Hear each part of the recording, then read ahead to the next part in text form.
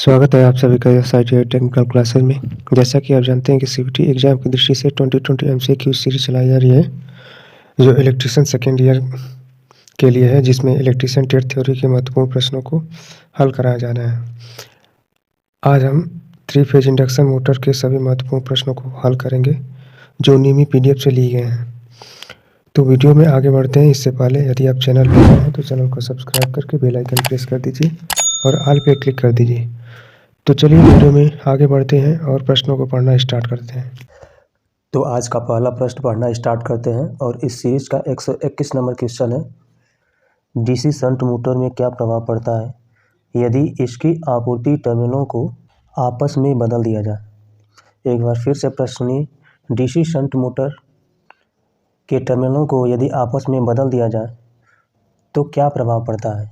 Option है, धीमी गति से चलता है, तेज रफ्तार से चलता है, एक दिशा में चलता है या उल्टा दिशा में चलता है। बताइए सही इसका उत्तर क्या होगा, कमेंट बॉक्स में कमेंट करिए।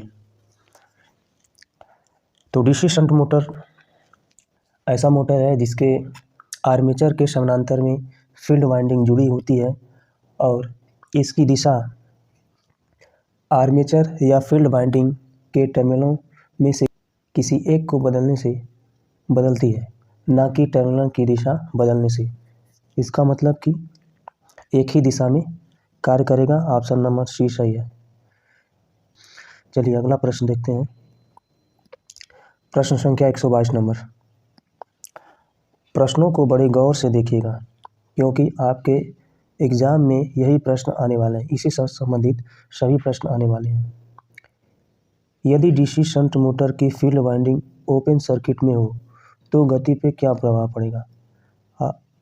ऑप्शन है, चलना बंद हो जाएगा या मोटर समान रूप से चलती है या धीमी गति से चलती है या फिर बहुत तेज़ी गति से चलती है। तो सही ऑप्शन क्या हो जाएगा बताइए। तो देखिए एक फार्मूला होता है, N is proportional to E B upon phi. देखिए यदि फील्ड वाइंडिंग का सर्किट ओपन हो जाएगा तो फ्लक्स का मान क्या होगा, शून्य हो जाएगा, यानी फ्लक्स का मान घट जाएगा, यानी कम हो जाएगा या शून्य हो जाएगा। जब फ्लक्स का मान कम होगा तो गति क्या होगी, ऑटोमेटिक बढ़ जाएगी। तो इसका सही ऑप्शन क्या होगा, कमेंट बॉक्स में कमेंट करके बताइए। तो इसका सही ऑप्शन हो जाएगा ऑप्शन नंबर डी, बहुत तेज़ी गति से चलती है। चलिए अगला प्रश्न देखिए। प्रश्न संख्या 123 नंबर। प्रश्नों को बड़े गौर से आप लोग देखिए। शून्य भार से पूर्ण भार में डीसी शंट मोटर की गति कम होने का क्या कारण है। बताइए डीसी शंट मोटर की गति कम क्यों हो जाती है। देखिए जब डीसी शंट मोटर पर लोड डाला जाता है तो आर्मेचर प्रतिक्रिया भी होती है। तो आर्मेचर प्रतिक्रिया के कारण क्या होता है, कुछ वोल्टेज में गिरावट होती है। तो मेन यही कारण है कि जब आप लोड डालते हैं तो आर्मेचर प्रतिक्रिया होती है और वोल्टेज ड्रॉप क्या हो जाता है, बढ़ जाता है। तो इसका सही ऑप्शन क्या होगा, कमेंट बॉक्स में कमेंट करिए। ऑप्शन देख लेते हैं। ऑप्शन पहला है, शंट फील्ड करंट बढ़ता है या शंट फील्ड करंट घटता है या आर्मेचर वोल्टेज ड्रॉप बढ़ जाता है या आर्मेचर वोल्टेज ड्रॉप कम हो जाता है। तो इसका सही ऑप्शन हो जाएगा option number C, armature voltage drop बढ़ जाता है। कौन सा वाइंडिंग दोष इस परीक्षण द्वारा ज्ञात किया जाता है। जैसा कि आपको फिगर दिख रहा है, इस फिगर को देख के आपको बताना है कि कौन सा परीक्षण इस समय किया जा रहा है। ये आपके फिगर है, इसको आप देख के बताइए कौन सा परीक्षण किया जा रहा है। तो ऑप्शन भी देख लेते हैं। ऑप्शन क्या है, ऑप्शन है खुली कुंडली दोष। ऑप्शन नंबर 1 है खुली कुंडली दोष। इसके बाद है लघु कुंडलन दोष, ग्राउंडेड कॉइल दोष या ग्राउंडेड कोर फॉल्ट। तो सही ऑप्शन क्या होगा, कमेंट बॉक्स में कमेंट करिए। तो देखिए इसका सही ऑप्शन हो जाएगा ऑप्शन नंबर ए, खुली कुंडली दोष। यहाँ बाइंडिंग की कंटिन्यूटी टेस्ट की जा रही है कि कहीं से बाइंडिंग ढीला तो नहीं है, कहीं से बाइंडिंग ब्रेक तो नहीं है। इसके लिए आप देख पा रहे हैं कि यहाँ एक वायर कम्यूटेटर से लगा हुआ है। यहाँ पे देख पा रहे हैं कम्यूटेटर से वायर लगा हुआ है और जो वोल्टमीटर से जुड़ा है। ये जो आप उपकरण देख रहे हैं इसको बोलते हैं ग्राउलर। इसी ग्राउलर के द्वारा हम आर्मेचर का ओपन सर्किट, क्लोज सर्किट और सर्किट, जो भी आर्मेचर में फॉल्ट होता है ग्राउलर के माध्यम से हम चेक करते हैं। चलिए प्रश्न संख्या 125 नंबर पढ़ते हैं। 3 कला स्क्विरल केज प्रेयर मोटर की स्लिप गति की गणना करने का सूत्र क्या है? तो स्लिप गति किसे कहते हैं उसके बारे में पूछ रहा है, उसका फार्मूला क्या होता है, चलिए बताइए। तो स्लिप गति बराबर होता है n बराबर ns माइनस nr, ये आपका स्लिप गति का फार्मूला होता है। तो चलिए इसका ऑप्शन ए सही होगा, n स्लिप बराबर ns माइनस nr। अगला प्रश्न देखते हैं 126 नंबर। नियंत्रण सर्किट का प्रकार क्या है? ऑप्शन है इंचिंग नियंत्रण, रिमोट कंट्रोल पर, या रिमोट कंट्रोल बंद, या आगे रिवर्स नियंत्रण। इस सर्किट को देख के आपको बताना है कि ये कौन सा कंट्रोल सर्किट है, बताइए। तो इसका सही ऑप्शन हो जाएगा ऑप्शन नंबर ए, इंचिंग नियंत्रण। चलिए अगला प्रश्न देखते हैं। एसी मोटर स्टार्टर का नाम क्या है? चलिए ऑप्शन देख लेते हैं। जैसा कि आप फिगर देख रहे हैं तो इसी फिगर के बारे में पूछा जा रहा है कि ये कौन सा स्टार्टर है। चलिए ऑप्शन देख लेते हैं। Dual starter, auto transformer starter, और स्वचालित स्टार डेल्टा स्टार्टर, या पूर्ण स्वचालित star delta starter. Auto transformer starter इसका सही नाम है, ऑप्शन नंबर बी सही है। जैसा कि आप देख भी पा रहे हैं कि यहाँ पे ऑटो ट्रांसफार्मर लगा हुआ है। 3 फेज एसी कला प्रेरण मोटर की तुल्यकालिक गति ज्ञात करने का सूत्र क्या होता है? ऑप्शन है synchronous speed equal to 120 f/p, option B है 120 p/f, ऑप्शन सी है 120/pf, ऑप्शन डी है pf/120। तो इसका सही ऑप्शन क्या हो जाएगा, कमेंट बॉक्स में कमेंट करिए। तो जैसा कि आप जानते हैं कि ns बराबर होता है 120 f/p, तो इससे आपका जो ऑप्शन मैच हो रहा है वो कौन सा है, कमेंट बॉक्स में कमेंट करके बताइए। तो इसका सही ऑप्शन है ऑप्शन नंबर ए, 120 f/p। चलिए अगला प्रश्न देखते हैं, प्रश्न संख्या 130 नंबर। पूर्ण लोड पर 10 HP 3 कला प्रेरण मोटर चलाने के लिए फ्यूज दर क्या होगा? ऑप्शन है 10 एम्पियर, 15 एम्पियर, 25 एम्पियर, या 30 एम्पियर। सही ऑप्शन क्या हो जाएगा बताइए। तो इसका सही ऑप्शन हो जाएगा ऑप्शन नंबर सी।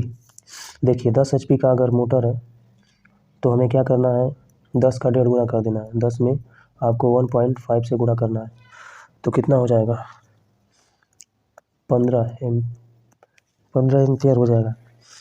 लेकिन ये तो 15 एम्पियर पे चलेगा, तो 15 एम्पियर से आपको ज़्यादा की रेटिंग का फ्यूज़ लगाना पड़ेगा, यानी ऑप्शन में जो 15 एम्पियर से ज़्यादा का जो वैल्यू है वो है 25 एम्पियर, तो इसीलिए ऑप्शन नंबर सी सही होगा, 25 एम्पियर। चलिए अगला प्रश्न देखते हैं। संपर्क का नाम क्या है जिसे यक्स के रूप में प्रदर्शित किया गया है? फिगर को बड़े गौर से देखिए, और यहाँ पे आपको दिख रहा है ये प्रदर्शित किया गया है, इसके बारे में पूछ रहा है कि इसका नाम क्या है। चलिए ऑप्शन देख लेते हैं। स्टार संपर्क, डेल्टा संपर्क, सहायक संपर्क, या ओवरलोड रिले संपर्क।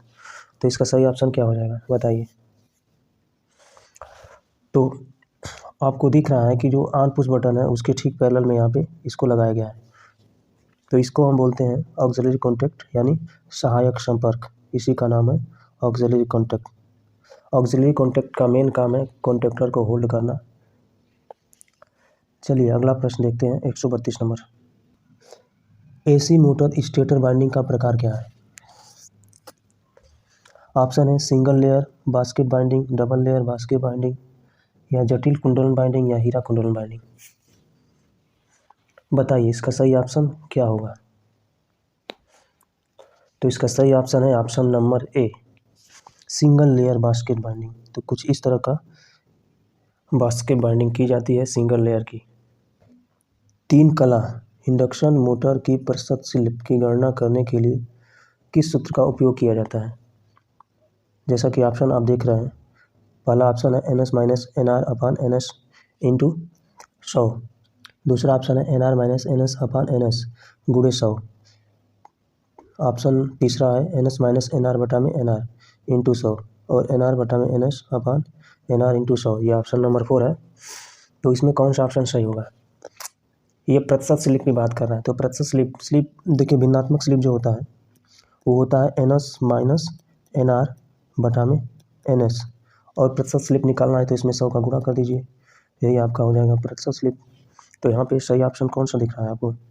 ऑप्शन नंबर ए आपको सही दिख रहा होगा, NS माइनस NR बटा में NS इंटू 100। चलिए अगला प्रश्न देखते हैं। प्रश्न संख्या 134 नंबर देख लेते हैं। सारे प्रश्न इंडक्शन मोटर के चल रहे हैं, 3 फेज इंडक्शन मोटर के सभी प्रश्न हैं। तो प्रश्नों को बड़े गौर से देखिए, क्योंकि इंडक्शन मोटर से बहुत सारे प्रश्न पूछे जाते हैं आपके CBT एग्जाम में। चलिए प्रश्नों को पढ़ते हैं। नियंत्रण सर्किट किस प्रचालन में उपयोग किया जाता है? जैसा कि आपको चित्र दिख रहा है, तो इस चित्र को देख के बताना है कि ये किसके लिए कंट्रोल सर्किट है। फिगर को आप देख करके बता सकते हैं। ऑप्शन है रिमोट कंट्रोल, इंचिंग, अनुक्रमिक नियंत्रण या आगे पीछे। बताइए। इसका सही ऑप्शन है ऑप्शन नंबर बी, इंचिंग। अगला प्रश्न है 135 नंबर, इसको भी देख लेते हैं। 3 कलम मोटर में वाइंडिंग के बीच का फेज अंतर कितना होता है? तो 3 फेज वाइंडिंग के बीच का जो फेज अंतर होता है वो होता है 120 डिग्री। जैसा कि ऑप्शन में आपको दिख रहा है 90 डिग्री, 120 डिग्री, 180 डिग्री, 360 डिग्री। तो इसका सही ऑप्शन हो जाएगा ऑप्शन नंबर बी, 120 डिग्री। चलिए अगला प्रश्न देखते हैं 136 नंबर।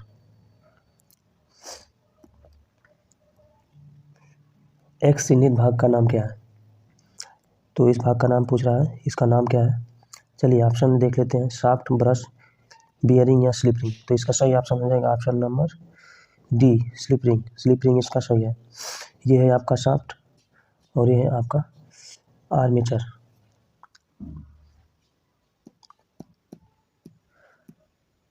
अगला प्रश्न देखते हैं 137 नंबर।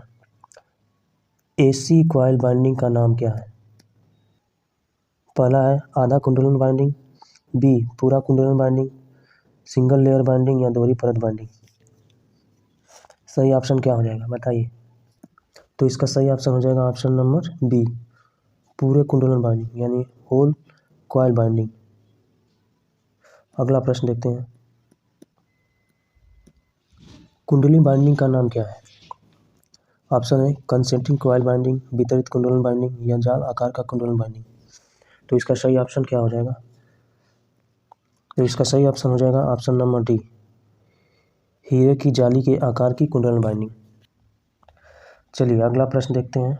प्रश्न संख्या 139 नंबर। 3 कला प्रेरण मोटर में किस गति को तुल्यकालिक गति कहा जाता है?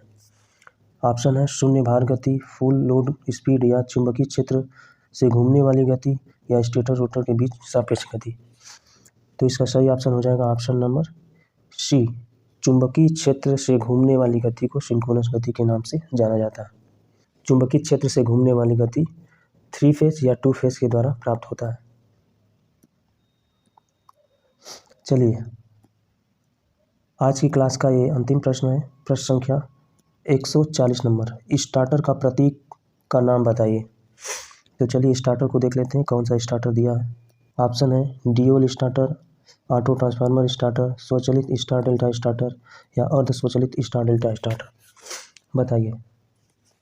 तो इसका सही ऑप्शन होगा option number B, auto transformer starter का ये सिंबल आपको फिगर में दिख रहा है। सही ऑप्शन होगा option number B, auto transformer starter. तो आज की क्लास का ये अंतिम प्रश्न था। आप लोग अपने सुझाव कमेंट में कमेंट करके बताइए क्लास आपको कैसी लग रही है। चैनल पे नए हैं तो चैनल को सब्सक्राइब कर दीजिए और बेल आइकन प्रेस करके ऑल पे क्लिक कर दीजिए। मिलेंगे अगली क्लास में, तब तक के लिए जय हिंद।